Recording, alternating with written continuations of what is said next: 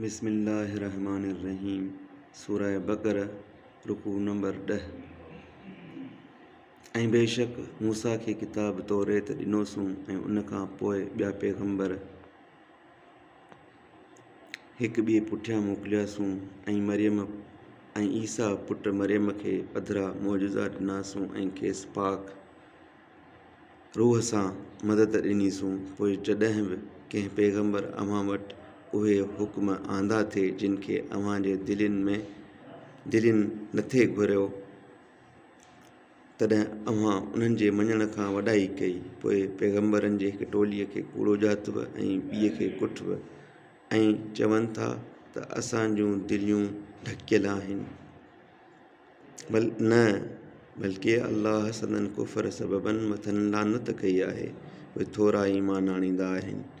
ऐं जॾहिं अल्लाह वटां किताब क़ुरान नईं तौरेत जो सचो कंदड़ आयुनि जेको वटनि आहे ऐं हिन खां अॻु काफ़रनि ते सोभ जूं दुआऊं घुरंदा हुआ, पोइ जॾहिं वटनि आयो जंहिंखे सुञातऊं तॾहिं उन जो इनकार कयऊं। पोइ काफ़रनि ते अल्लाह जी लानत आहे।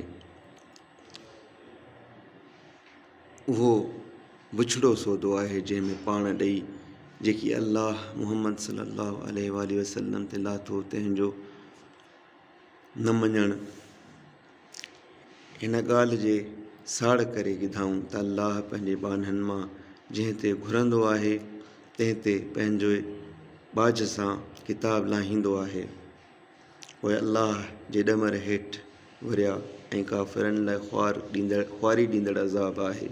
ऐं जॾहिं खेनि चइबो आहे त जेको क़ुरान अल्लाह लाथो आहे तंहिंखे मञो, तॾहिं चवनि था त जेको तौरेत असां ते लथल आहे तंहिंखे मञींदा आहियूं ऐं जेकी उन खां सवाइ आहे तंहिंखे न मञींदा आहियूं।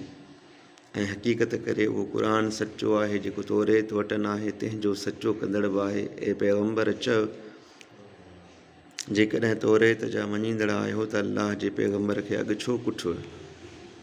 ऐं बेशक मूसा अव्हां वटि चिटा मौजज़ा आंदा, वरी खांइसि पोइ गाबे खे ख़ुदा करे वरितव ऐं अवीं ज़ालिम आहियो।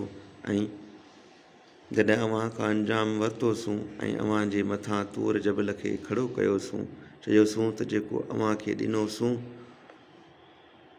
याने तौरेत सोघो वठो ऐं ॿुधो, तॾहिं चयऊं त ॿुधोसूं ऐं न मञोसूं। ऐं उन जे दिलनि में संदन कुफर सबबनि गाबे जी प्रीत याने मुहबत विधी वई। ऐं पैगम्बर खेनि चओ त अव्हां जो ईमान अव्हां खे जंहिं शइ जो हुकुम कंदो आहे सा बुछड़ी आहे। जेकॾहिं अव्हीं तौरेत जा मञींदड़ आहियो। ऐं पैगम्बर खेनि चओ त जेकॾहिं आख़िरत जो घर अल्लाह वटि ॿियनि माण्हुनि खां सवाइ खुलासो अव्हां लाइ आहे, त जेकॾहिं पंहिंजे चवण में सचा आहियो त मौत घुरो, या जेकी करतूत संदन हथनि अॻे मोकिलिया आहिनि तंहिं सबबनि उन मौत खे कॾहिं बि न घुरंदा। ऐं अल्लाह ज़ालिमनि खे चङी तरह ॼाणींदड़ आहे। ऐं पैगम्बर उन्हनि यहूदियुनि खे जीअण ते माण्हुनि ऐं मुशरिकनि खां वधीक हिर्स वारो ज़रूरु लहंदे। मंझाइनि हर हिकु घुरंदो आहे जेकर 1000 वरीअ जीआरियो वञे हा। ऐं एॾो जीअण खेसि अज़ाब खां परे करण वारो न आहे। ऐं जेकी कंदा आहिनि तंहिंखे अल्लाह ॾिसंदड़ आहे।